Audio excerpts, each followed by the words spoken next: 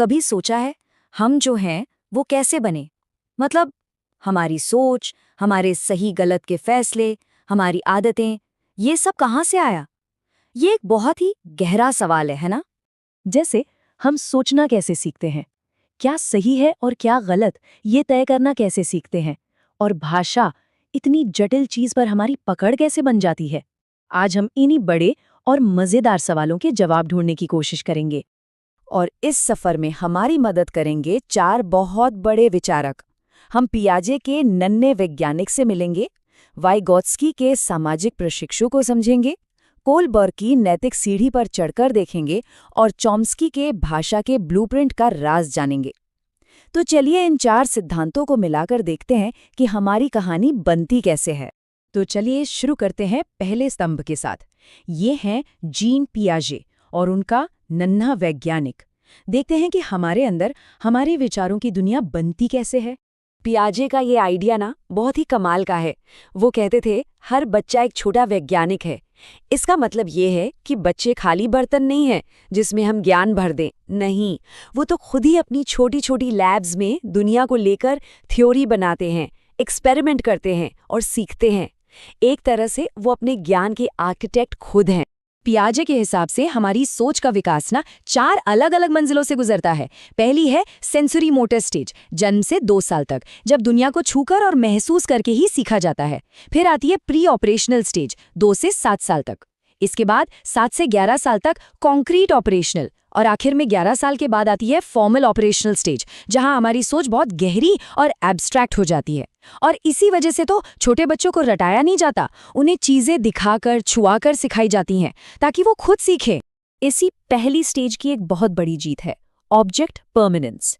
ये समझना कि कोई चीज अगर आंखों के सामने नहीं है तो भी उसका अस्तित्व है। सोचिए, एक छोटे बच्चे के सामने से खिलौना हटाकर चादर के नीचे छिपा दें, वो रोएगा नहीं, क्योंकि वो जानता है कि खिलौना गायब नहीं हुआ, बस छिप गया है।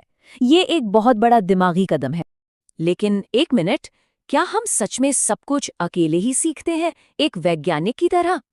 यहीं पर कहानी में एक नया मोड़ आता है लेव वाइगोत्स्की के साथ। वो कहते हैं कि नहीं, हम सामाजिक प्रशिक्षु हैं।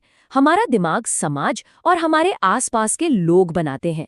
जहां पियाजे ने बच्चे को अकेला देखा, वाइगोत्स्की ने उसे समाज का हिस्सा माना। तो देखिए, दोनों के नजरिए में फर्क साफ है। पियाजे का विकास है अंदर से बाहर वाला, मतलब दिमाग पहले मैच्योर होता है, फिर हम सीखते हैं।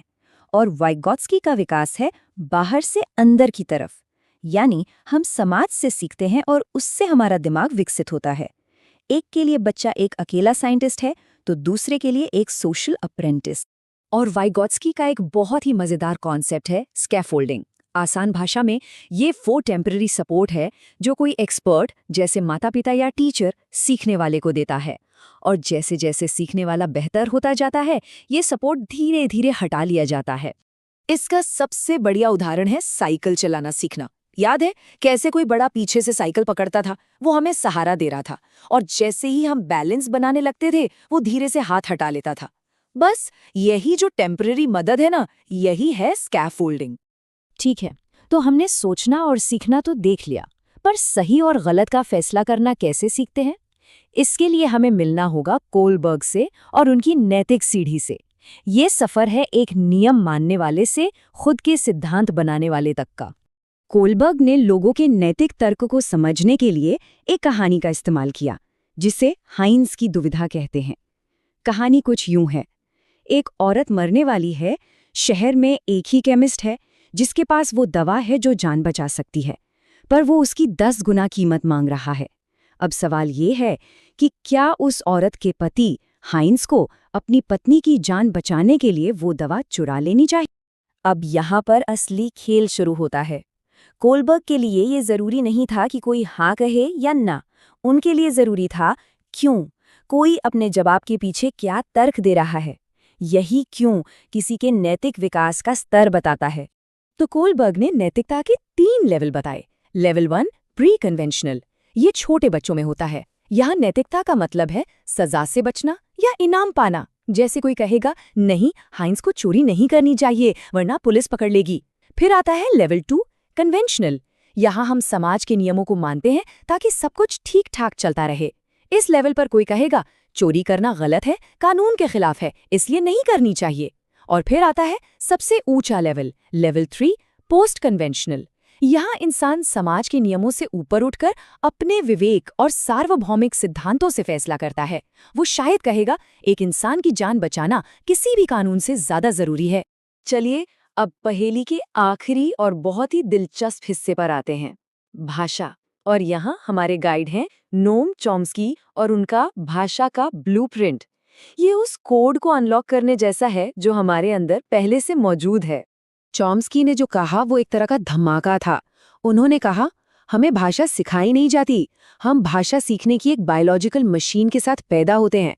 सोचिए, इस एक आइडिया ने भाषा को सिर्फ रटने या नकल करने वाली चीज मानने की पूरी धारणा को ही बदल कर रख दिया।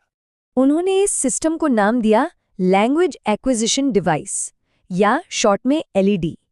आप इसे ऐसे समझ सकते हैं कि हमारे दिमाग में जन्म से ही एक तरह का लैंग्वेज सॉफ्टवेयर इंस्टॉल्ड है, और इसी वजह से छोटे बच्चे बिना ग्रामर की क्लास लिए अपने आसपास की कोई भी भाषा के नियम अपने आप पकड़ लेते हैं। कमाल है ना?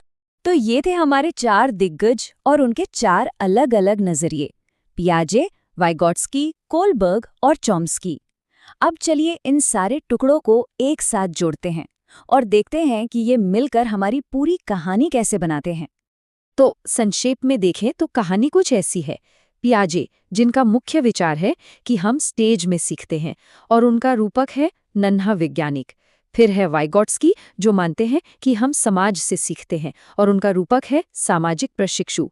कोलबर्ग, जो बताते हैं कि हमारी नैतिकता सीढ़ी की तरह स्तरों में विकसित होती है, यानी नैतिक सीढ़ी। और आखिर में चॉम्स्की, जिनका कहना है कि भाषा की क्षमता जन्म से होती है, यानी हमारे पास एक भाषा का ब्लूप्रिंट है। तो आखिर में ये सवाल हमारे लिए ही है, हम सब क्या हैं? क्या हम पियाजे के एक छोटे वैज्ञानिक हैं, या वाइगॉट्स्की के सामाजिक प्रशिक्षु? क्या हम कोलबर्ग की नैतिक सीढ़ी पर चढ़ रहे हैं, या चॉम्स्की के भाषाई जीनियस हैं?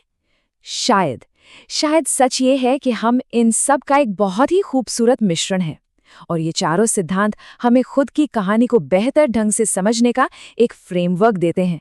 इस पर जरूर सोचिएगा।